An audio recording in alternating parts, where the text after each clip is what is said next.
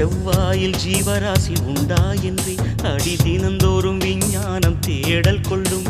உன் செவ்வாயில் உள்ளதடி எனது ஜீவன், அது தெரியாமல் விஞ்ஞானம் எதனை வெல்லும்?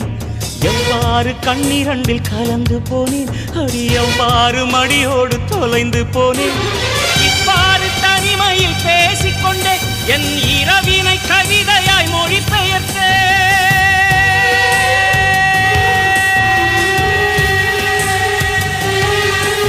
மேகங்கள் என்னை தொட்டு போனதுண்டு, சில மின்னல்கள் என்னை உரசி போனதுண்டு.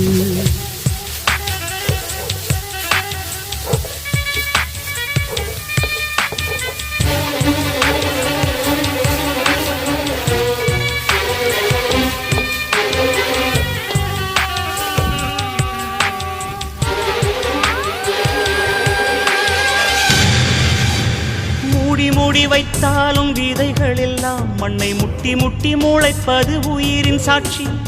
ஓடி ஓடி போகாதே ஊமை பெண்ணே,